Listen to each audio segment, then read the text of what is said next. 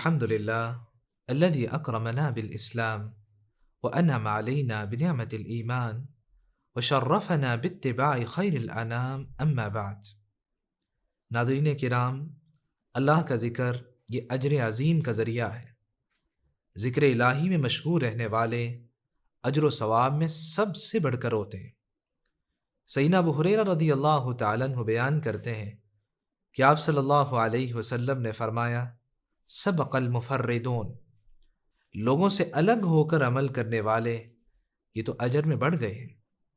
قالوا وما المفردون یا رسول اللہ، صحابہ کرام نے کہا یا رسول اللہ یہ مفردون کون ہیں جو لوگوں سے الگ رہتے ہیں، عمل کرتے ہیں اور اجر میں سب سے بڑھ جاتے ہیں؟ تو صحیح مسلم میں آپ صلی اللہ علیہ وسلم نے کیا فرمایا؟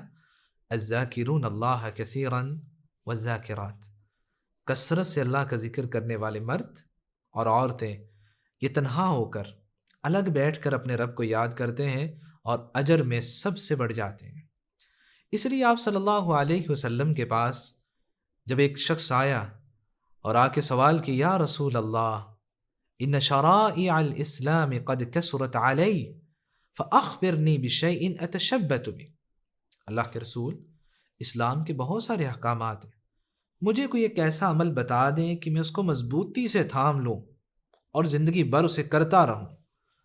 تو آپ صلی اللہ علیہ وسلم نے فرمایا، ما یزال لسانک رطبا من ذکر اللہ، ہمیشہ اپنی زبان کو اللہ کے ذکر سے تر رکھنا۔ تم زبان کو اللہ کے ذکر سے تر رکھو گے، اللہ کی یاد میں مشغول رہو گے، تو اللہ کے احکامات پر عمل پیرا ہونا تمہارے لیے آسان ہو جائے گا۔ اور ذکر الہی یہ تو ہے ہی ایسا عمل جس سے انسان کے دلوں کو سکون ملتا ہے، اطمینان اور راحت نصیب ہوتی ہے۔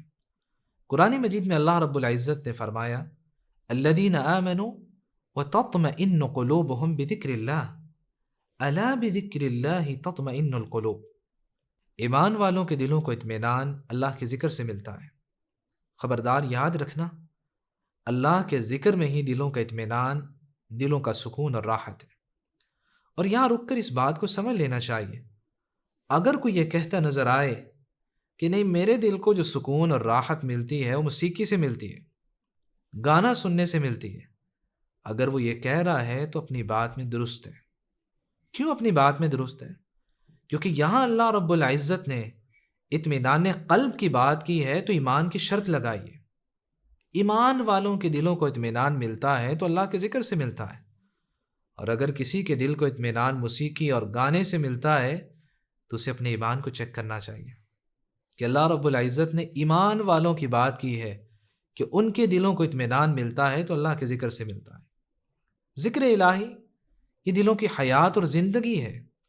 آپ صلی اللہ علیہ وسلم نے ذکر کرنے والے اور ذکر نہ کرنے والے کی مثال جو ہے وہ زندہ اور مردہ کی دی ہے۔ ابو موسیٰ اشعری رضی اللہ تعالیٰ عنہ بیان کرتے ہیں صحیح البخاری اور مسلم میں، آپ صلی اللہ علیہ وسلم نے فرمایا، مثل الذی یذکر ربہ والذی لا یذکر ربہ مثل الحی والمیت، جو اللہ کا ذکر کرتا ہے اور جو اللہ کے ذکر سے غافل رہتا ہے یہ تو زندہ اور مردہ کی مثال ہے۔ اصل جو زندگی ہے وہ انسان کی قلبی زندگی ہے، اس کے دل کے اندر خوشی، اطمینان اور راحت ہو۔